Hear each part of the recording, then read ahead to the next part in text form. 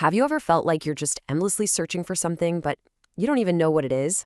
Well, in this explainer, we're going to dive into a pretty profound idea that maybe, just maybe, the whole search for meaning is really just a journey back to where you started.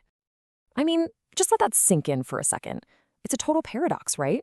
It's saying that everything you're looking for, peace, fulfillment, all that stuff, it isn't something you need to go out and find. It's already in you. It's part of who you are. And honestly, that's probably the biggest reason this whole spiritual search can feel so frustrating, so maddening at times. And this image, it just hits the nail on the head, doesn't it? The dog gets more and more frantic, just spinning and spinning, because the very thing it's trying to catch is already attached to it.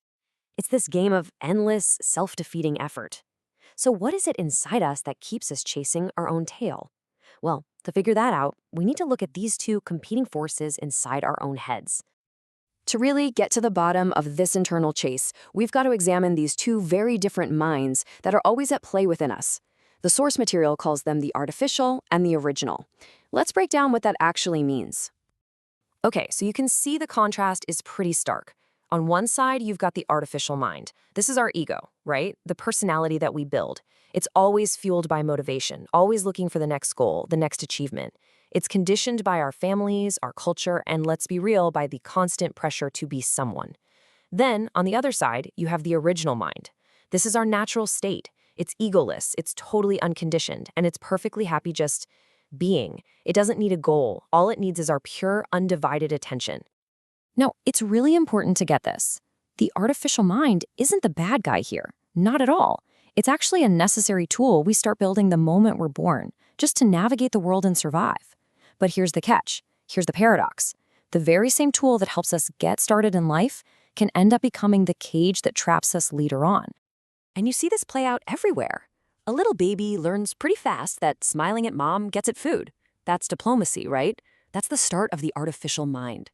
Then you see it on a huge scale where whole countries create a national ego, this idea that we are the chosen ones. And on a personal level, we start convincing people and then ourselves that we are this certain kind of person, building up a personality that can totally bury who we really are deep down. So if the problem is this artificial, conditioned mind that we've spent our whole lives building, how in the world do we break free? Well, the answer isn't some rigid system or formula.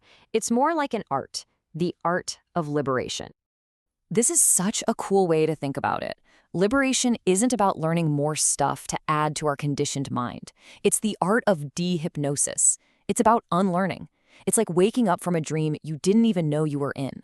The whole point is to strip away all the layers of ideas and beliefs that are clouding your vision so you can finally see reality as it is, without a filter.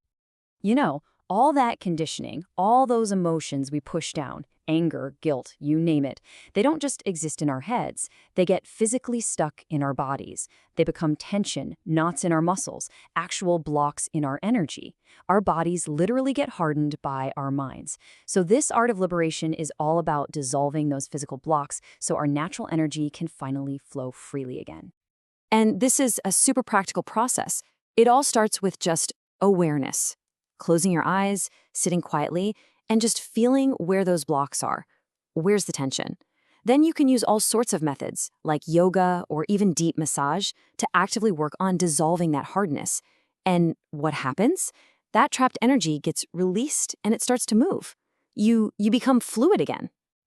Okay, but starting this whole process, well, it takes a certain kind of courage.